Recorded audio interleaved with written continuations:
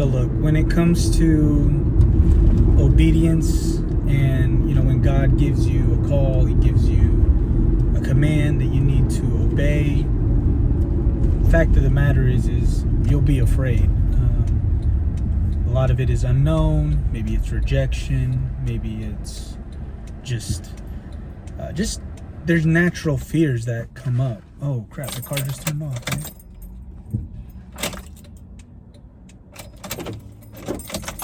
Oh crap.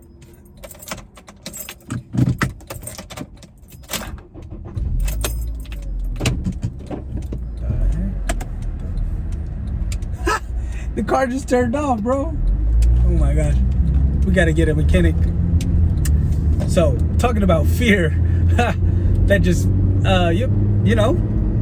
turn on the hazards, get ready to go. We're actually pulling up to the house, so awesome. I don't know, it idled, so maybe there's a connection problem. Dang, now I gotta go bring it to the mechanic.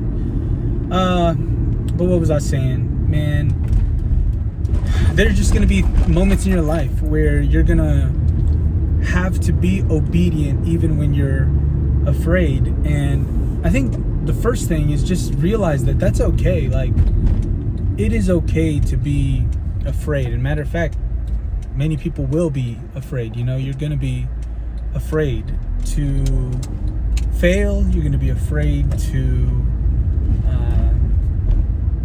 just not succeed. Like that is just, I think that's the honest part of it. Like I'll share a moment for me. I think the biggest thing, like faith over fear, was when I was working at Chick-fil-A. Kai was just born, and that was minimum wage job.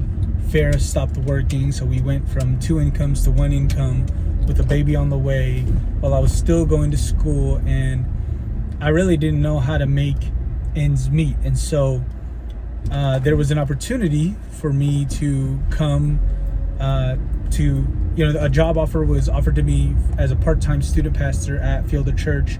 And this is really the direction that I wanted to go, like ministry. That's why I went to school in Bible college. I had a calling when I was saved at 16. I really just recognized that this is what I wanted to do, what I believe the Lord was calling me to do with my life.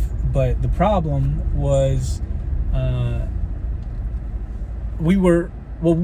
there's so much, we were dealing with a lot of church hurt, so there was no family near us, and so we didn't have people that could really love on us and care for us.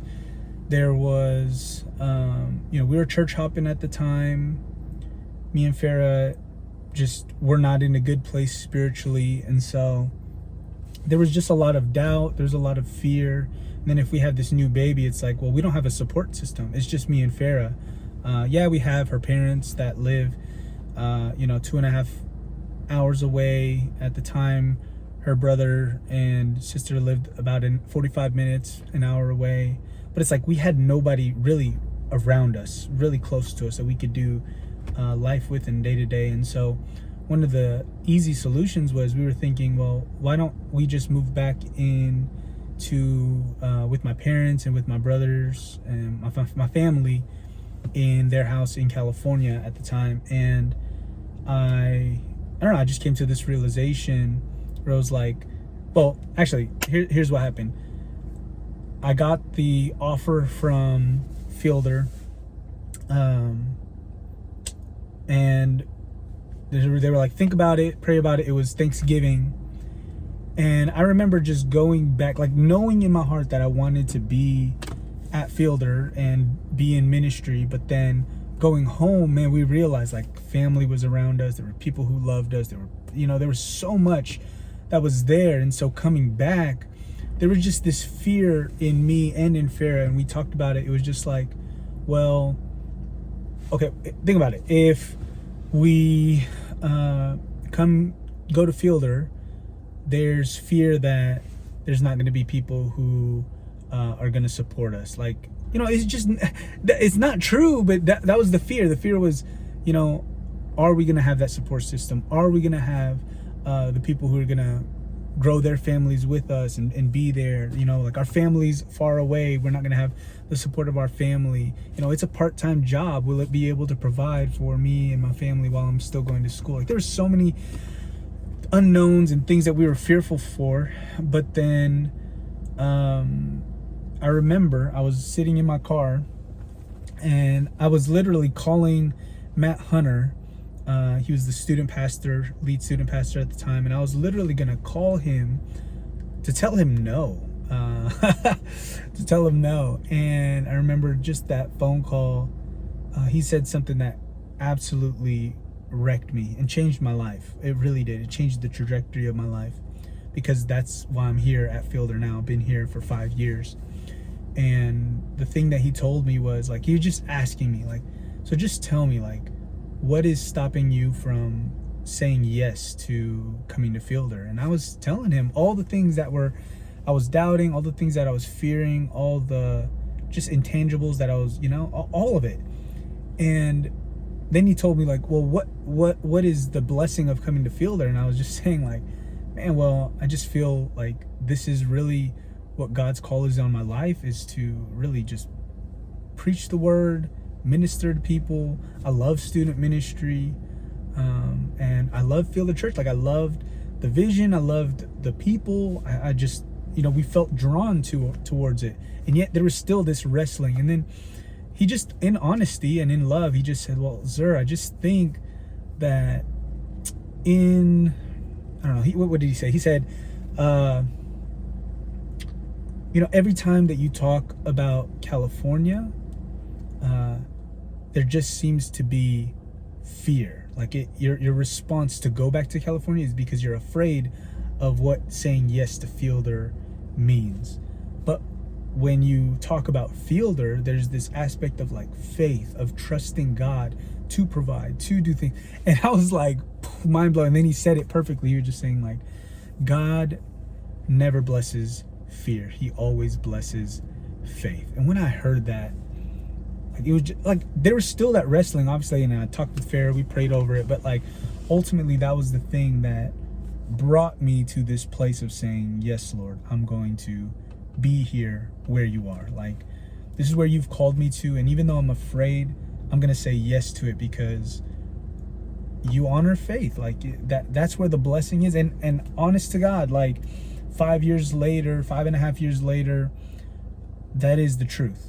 God blessed the faith that I had, that Farrah had, to say yes to Fielder and not just run back home to California. And, you know, I was reading in Matthew chapter 1 and 2 about a couple days ago, trying to read the New Testament in 6 months. And in chapter 1 and chapter 2, it just talks about Joseph. And, you know, he was afraid, you know, he didn't want to dishonor Mary. Like, he was just going to divorce her in secret. And God said, you know, like, don't be afraid. Like, take her as your wife, and you're going to have a baby, and his name is going to be Jesus. And chapter 2, same thing.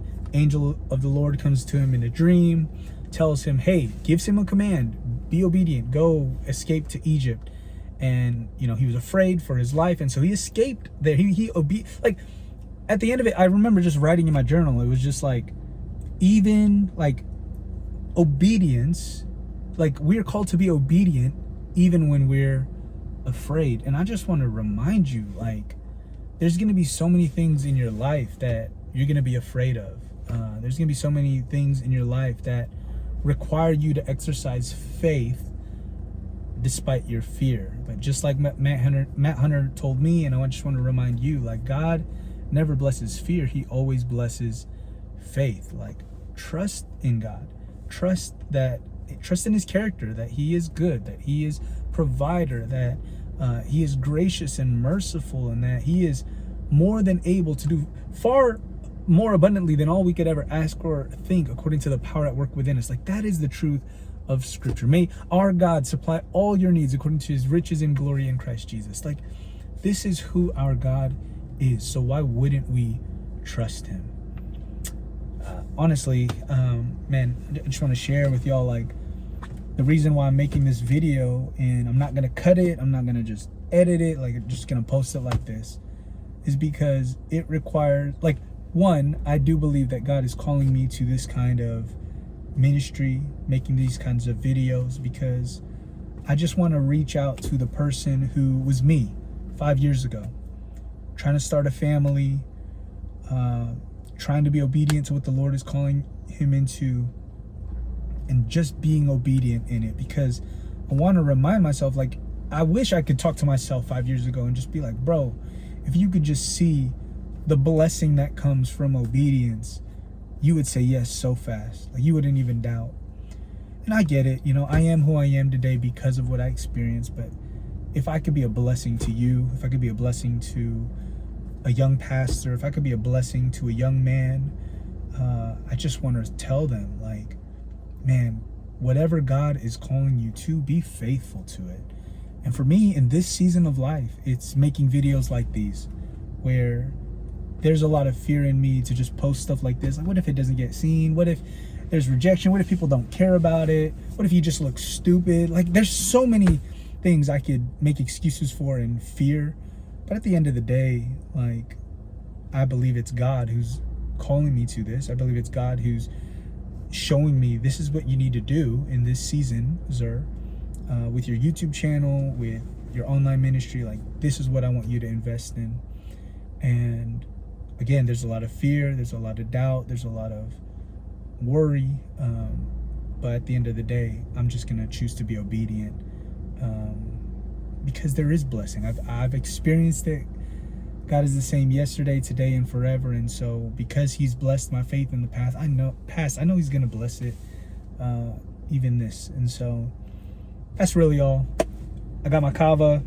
I'm already late. Farrah's like, the pickup was so she literally just texted me, says, you get it? Hey babe, yes, I did get it. It's right here. Got your blueberry something and 2 strawberries. And we ordered kids meals because there's a lot of food actually in the kids meals. Anyways, I'm gonna go get this to the family. My hope for these videos is to just be faithful in them, where you guys get to see a different side of me. I just realized I was making content that was just overly produced, and as much as I love doing that, like, I love the editing side and I love all those other things, like, what I really love more is just getting to talk to people and minister to people. And this is less friction. It just is. It's easier to produce. You just hit record, you post it, and whoever comes across it, and I'll be satisfied with that. And because at the end of the day, I'm not trying to be successful in the metrics of this world. Like, success to me is being faithful to what God is calling me to. And God is, I want to be very careful when I say this, but I do believe, like, in my journaling time, in my prayer time, like, God has not yet released me from making YouTube videos. I think what was stopping me in the past was my fear, was my own doubt. This, though, is more of just like, no, this is less friction. This is just me stepping out in faith and saying, God, do with it what you will. So that's what I'm going to choose to do. Anyways, got to get inside. Battery's 10% anyway, so video's going to die. But see you guys tomorrow.